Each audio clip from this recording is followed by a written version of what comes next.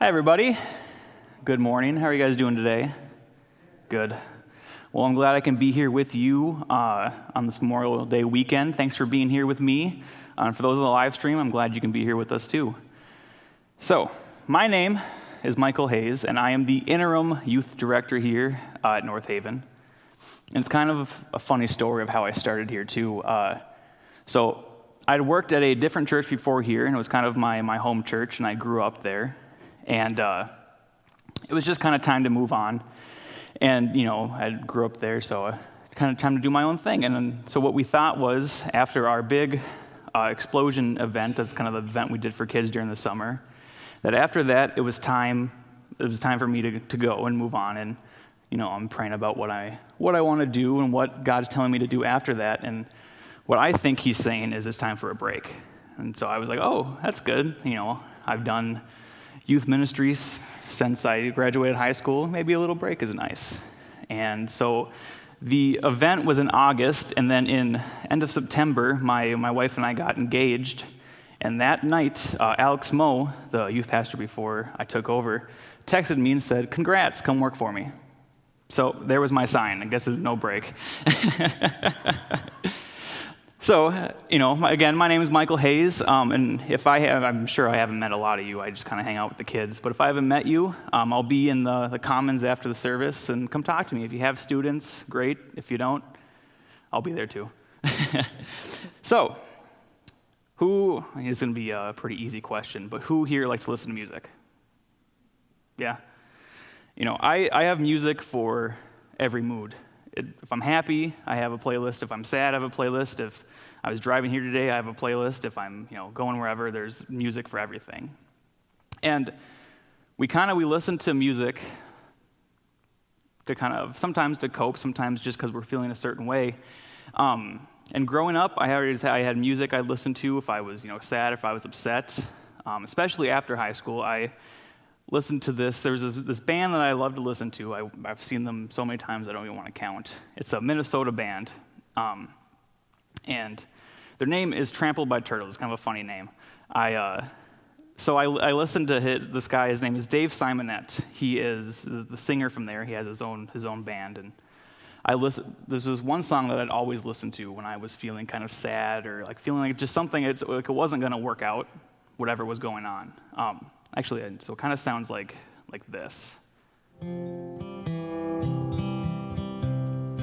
There's nothing I want, just leave me alone. If I need you, I've got your number. In the winter I left my happy home. Don't think I'll be back any longer. So as you can kind of see in that, or hear in that song, he's not happy. You can feel the pain that he's singing. And so in the song, he made this album he had just divorced from his wife, and he was going off on his own thing. And you can hear the pain in his voice when he's singing these words. Like he goes that, "I don't need you, if I have your number if I need you," kind of stuff like that. And so it's kind of what we're talking about today. We're going to be talking about lament. So before I kind of go on here, what is lament? Well, lament is mourning out loud. So we all know what mourning is.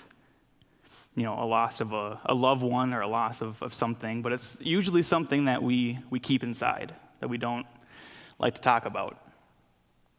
And so lamenting is mourning out loud, like he did in the song there, but specifically today we're going to be talking about biblical lamenting and how that happens in the Bible.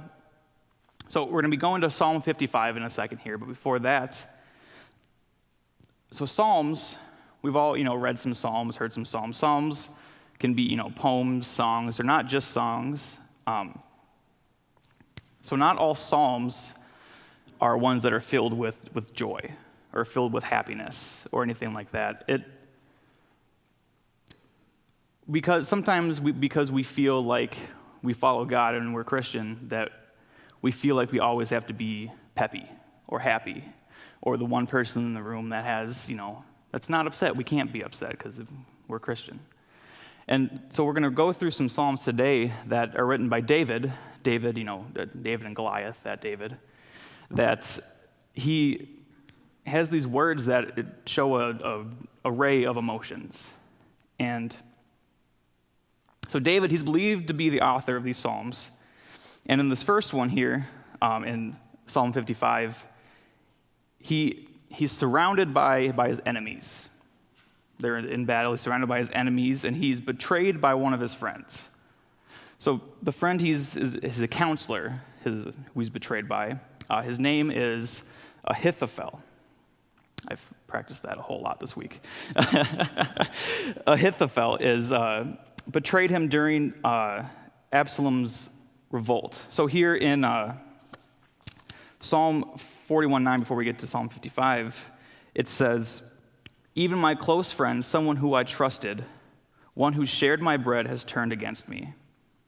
And then kind of going into the background a little bit more, in 2 Samuel here, 15:12, it says, "When Absalom was offering sacrifices, he also sent Ahithophel, the Galilean, David's counselor, to come to Gilo, his hometown.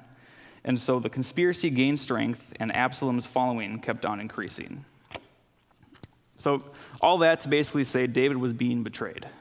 And so this psalm records David's prayer after being betrayed by his counselor. And in Psalm 55, 1-8, it says, "Listen to my prayer, O God.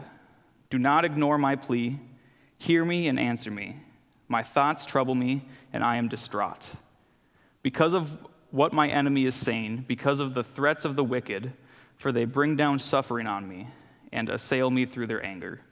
My heart is in anguish within me. The terrors of death have fallen on me. Fear and trembling have beset me. Horror has overwhelmed me. I said, oh, that I had wings of a dove, I would fly away and be at rest. I would flee far away and stay in the desert. I would hurry to my place of shelter, far from the tempest and the storm."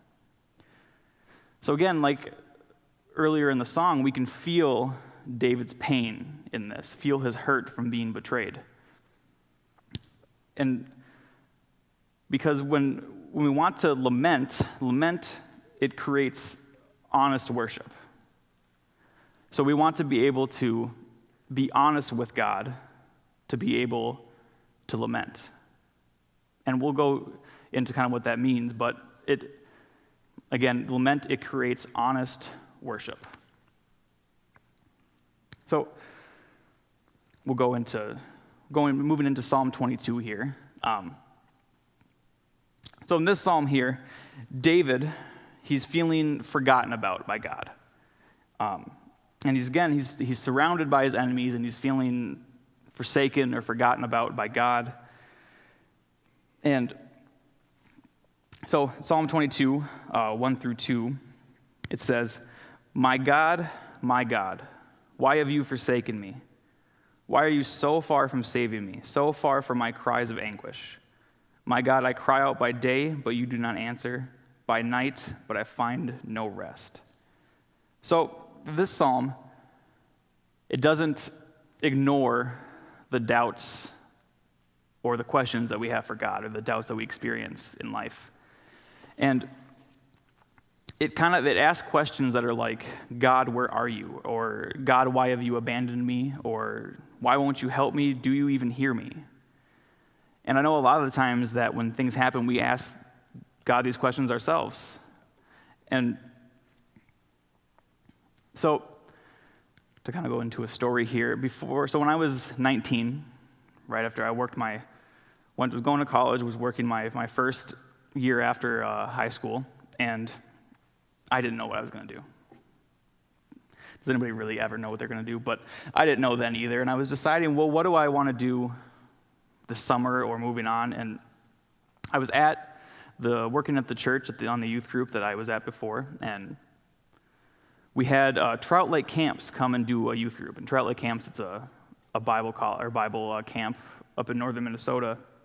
And so I was talking to, his name was Keegan, and he was telling me, hey, why don't you come work for Trout during the summer? Maybe that, give you an idea of what you want to do. And I'm like, oh, yeah, okay. That makes sense. So I go up to Trout for the summer. And we're going up there, and it's going well, and I'm a camp counselor, and we're having fun, and it's a long weekend, and so I'm like, okay, well, I want to come home for the weekend and, hang out at home and get away from camp. And so I come home, and we're hanging out I have all my friends over, and of course, we're playing Guitar Hero like we always did. Happens. And so the next morning, I wake up, and that's when I find out that my parents are splitting up.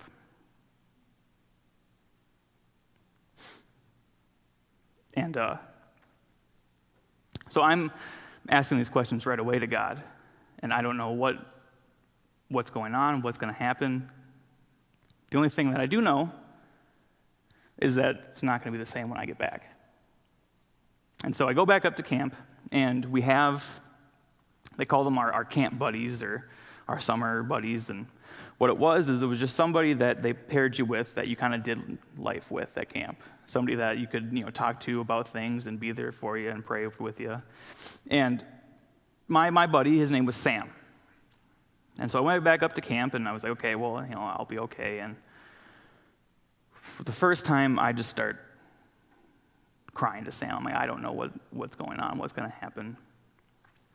And I'm blaming God for it this whole time. Because why, like it says here, why won't you help me? I was asking that to God the whole time. And so I just went throughout the summer and asking God, why is this happening? I didn't really deal with what I need to deal with. And so we'll get into the rest of the story later on in here, but to move on about asking about these questions of God, where are you? Or, why have you forsaken me? Even Jesus had asked these questions too when he was on the cross. Like it says here in Mark 15:34, it says, Jesus is on the cross, and it says at 3 p.m, Jesus is asking, my God, why have you forsaken me? And even though Jesus, he knew his ending, he knew what was going to happen to him, he is still crying out his honest feelings.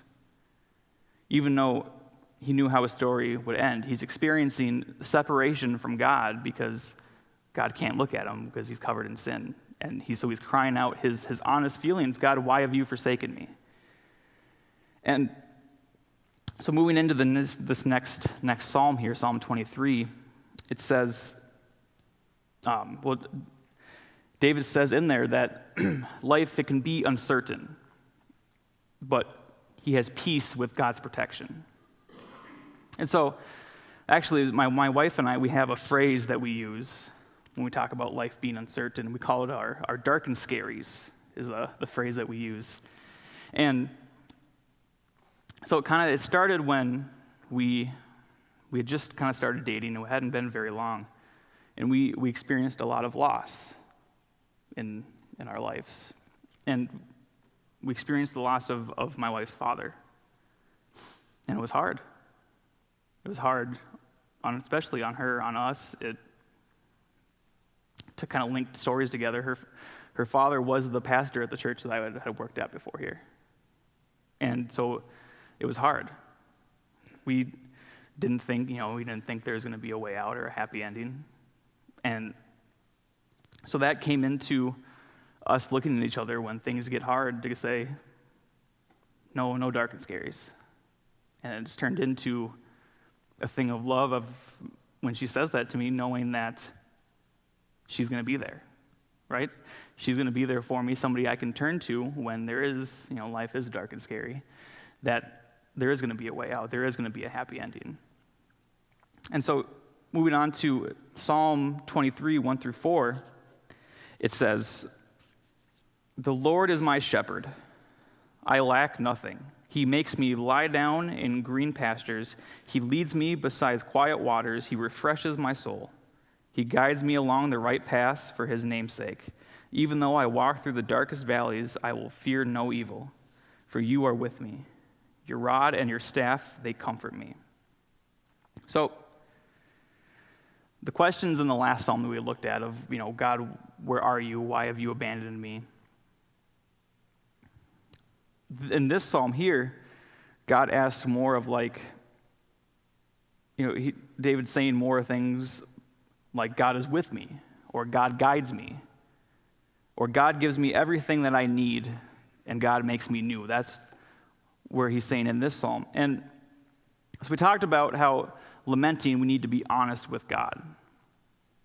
And when we're honest with God, or we have honest worship deepens our relationship with God. So through being honest with God, our relationship becomes deeper with him.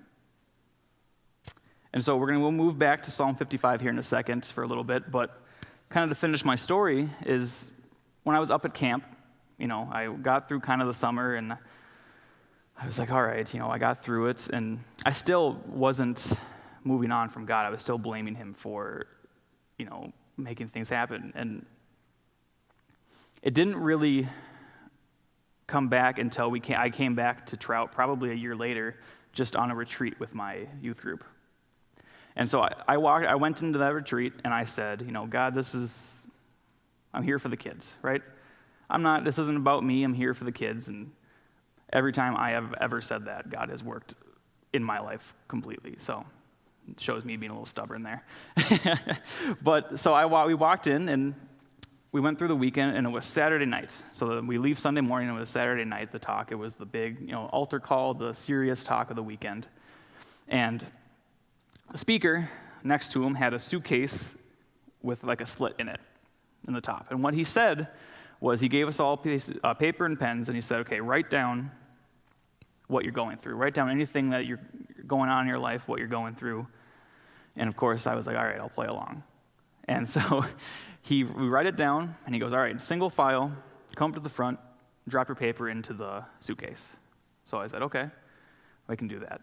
And so it was like giving to God, right? Giving your stuff to God. And so I get up there, and the whole walk to the front, I'm kind of just going, all right, I'm standing there with a bunch of middle schoolers that are hopped up on sugar still, and I'm like, all right, I'm here for them just to play along here. As soon as I put that paper into the suitcase, I lose it completely. I'm bawling my eyes out, and kids don't know what to do, and I had one of my best friends there, Jacob, was with me, and I love Jacob. He didn't know what to do either. He's kind of looking at me like, oh, what is happening? And I'm crying because I'm finally giving this to God. And I mentioned him earlier. It was funny enough, Alex Moe was there with the North Haven youth group that weekend. And I had met Alex a couple of times, and I thought he was cool. We went on a mission trip together. And Alex, his parents had divorced as well. And so he sat there with me and helped me through what I was going through. And we went through hey, you can't just start blaming God for this. You need to work through this, and you need to be honest with God and yourself and work through this and come out better and come out with a better relationship with God. And full circle, it's kind of funny that I started working for him then, but it was, God had put somebody there that weekend in my life to help me work through this. And it wasn't just a easy, now I'm good. It wasn't. You have to work through it. Sometimes it's hard. You have to ask yourself honest but really uncomfortable questions sometimes to work through what you're going through. And so here, kind of going back to Psalm 55, verses 22 and 23, it says, "Cast your cares on the Lord. He will sustain you, and he will never let the righteous be shaken. But you, God, will bring down the wicked into the pit of decay. The bloodthirsty and the deceitful will not live out half their days. But as for me, I trust in you." So let's talk about trust for a second. It's hard. I know it is. It's hard to trust somebody. It's not like I'm walking up to a random person and telling them what I'm saying here. I mean, I kind of am today, but it's not like I'm walking up to somebody. We're not walking up to people and saying all of our darkest secrets. And as I was preparing for this message, I was thinking about, well, who do I trust on earth like I do to God? And that brought me to my wife. And right, because to have a marriage and love each other, we have to trust each other. We have to know everything about each other. And she's the one person that knows everything about me. And it obviously didn't just happen where we met, we went on a date, and I told her everything. It takes time, and it takes time to be there for somebody. We went through a lot of things together, and it brought us. We were honest with each other, which then it deepened our relationship like it does with God. We're honest with God. We're honest with how we're feeling with God. And then through that honesty with God, it deepens our relationship with him. And then because a relationship is getting deeper, because a deeper relationship with God, it creates trust in him. And so we've read a lot of Psalms today, right? And a lot of the times we think, David, royalty or anything like that. We have to be somebody important to be able to write a psalm or to write something like that. And that's not true. It helps me a lot to be able to write out a psalm or a poem or my prayer or something to figure out how I'm feeling. And so, as we are getting on the closing end here, I have a couple questions for you guys. Questions that are important because they're honest, but they're uncomfortable. Uncomfortable to answer for ourselves. And so, if you guys will close your eyes with me, I want to go through these questions and have you kind of think about them. And so, they're going to be on the worship card that we gave out to you, and we'll get to what I want you to do with that after, but let's go through these questions. What is something that is not okay in your life?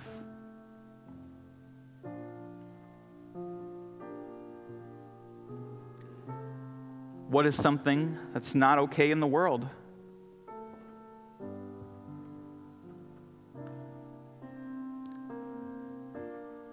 What is something that is not okay in your neighborhood?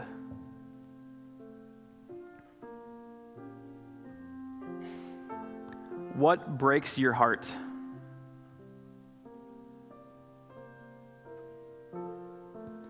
What in the world can you not unsee? Or what is a pain that you can't unfeel? So, with these questions, my challenge to you guys this week, or moving forward, is to do something that helps me a lot, to write out your own psalm.